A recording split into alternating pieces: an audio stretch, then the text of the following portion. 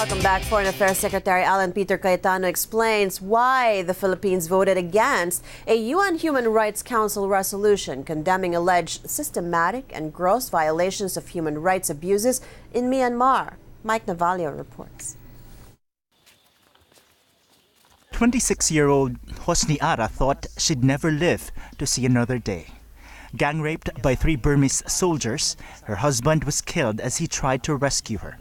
Her 12-year-old eldest daughter was kidnapped by the military, and her 2-year-old boy grabbed from her grasp and thrown into the open flames of her burning house.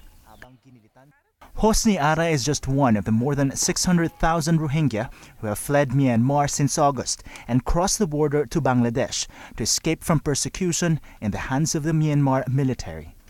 International humanitarian groups Medicine Sans Frontiers estimates more than 6,700 Rohingya have been shot, burnt, or beaten to death on the first month of the military crackdown in the Rakhine state.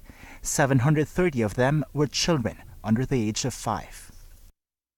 Rohingya refugees who managed to escape to Bangladesh settle in refugee camps like this, where rows and rows of makeshift tents made of bamboo and plastic sheaths provide little protection from the cold, and unsanitary conditions make children vulnerable to diseases. Refugees also have to struggle with access to clean water and rely on aid organizations for food. The UN World Food Programme says 1 of 4 children in the refugee camps are malnourished. When there's highly unsanitary conditions in a camp like this and not enough toilets and perhaps access to clean drinking water, there's a high risk of a spread of waterborne diseases such as cholera. And children who are malnourished are highly vulnerable to contracting any disease, and that could easily, lead to death. And so also, other health concerns that we're seeing are respiratory illnesses. So 30% of the deaths in the camp has been from respiratory illnesses. We cannot express how situation is today. Today, our child education lost, every rights losing. We have no words to express how situation condition. For living situation as. The magnitude of this refugee camp fails to capture the extent of the Rohingya crisis. This is just one of the many refugee camps here in Bangladesh. But many Rohingyas we talk to are thankful that they have at least a safe space to stay in for now.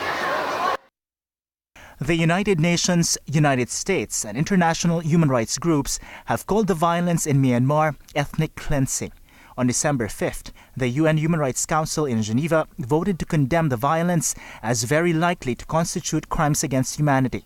It called on Myanmar to put an end to the violence and recognize the citizenship of the Rohingya. The Philippines is one of 3 countries who opposed the resolution, along with China and Burundi.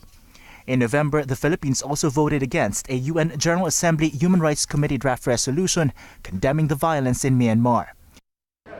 On Friday, Foreign Affairs Secretary Alan Peter Cayetano explained the country's vote. So as chair of ASEAN, ang primary consideration natin, how can we help? How can we go in? How can we put boots on the ground, no? Civilian boots, no? Humanitarian boots, no? Not military boots, no? Because the more outsiders you have, the more chances magsa-stop ang fighting.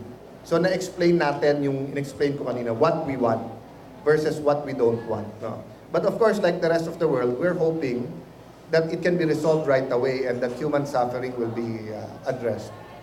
Cayetano acknowledges he himself finds stories of the Rohingya refugees harrowing, but cautions against getting carried away by emotions. With that kind of stories and realities, it's easy na unahin yung anger at unahin yung condemnation, which should come. But really, ang tinitingnan ng Pilipinas, how do you stop muna? Stop the abuses and address the humanitarian. The Philippines is expected to affirm its no vote during the UN General Assembly plenary vote on the Rohingya issue, while other countries have indicated they will vote differently. Until then, Rohingya refugees like Hosni Ara can only hope that the international community can do more to ensure their safe return to the country they call home. Mike Navalio, ABS-CBN News.